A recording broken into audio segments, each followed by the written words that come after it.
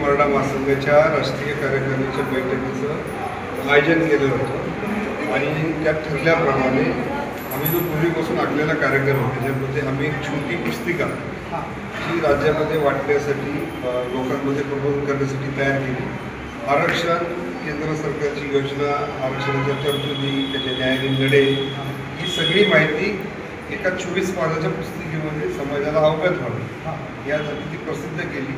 आता ह्या पुस्तिका घेऊन आमचे सगळे पदाधिकारी गावोगावी जाऊन बैठका घेणार, त्या ठिकाणी ती पुस्तिका देणार आणि त्यातून एक मराठा लाख मराठा संवाद बैठक आम्ही राज्यभर सुरू करणार आहोत आणि तो उपक्रम आता आपण अखिल भारतीय मराठा महासंघाच्या माध्यमातून राबवण्याचा निर्णय मागच्या आठवड्यात घेतला होता, तो आजपासून सुरू झाला। आरक्षणाच्या तरतुदीचं कायदेशीर लोकांना मार्गदर्शन व वेगवेगळ्या योजनांची माहिती देणं आणि समाजाला त्या बाबतीमध्ये जागृती तयार करणं, हे 3 टप्पे त्याच्यामध्ये आहेत आणि त्याच्यातून संवाद बैठका केल्यानंतर लोक पुन्हा जोडले जातात। आता हे बैठक संपन्न झालेली आहे।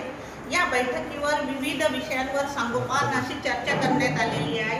अनेक ठराव इथे घेण्यात आलेले आहेत।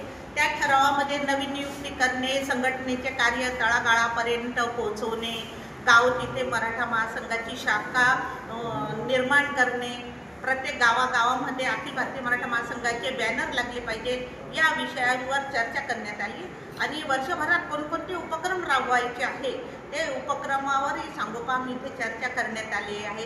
डॉक्टर माननीय कोंढरे साहेब यांचं आम्हाला उत्तम असे मार्गदर्शन मिळालेले आहे। तसेच आमचे विभागीय उपाध्यक्ष माननीय विनायकराव पवार यांच्या मार्गदर्शनानुसार आणि प्रेरणेनुसारच आम्ही हे सर्व कार्य करत आहोत।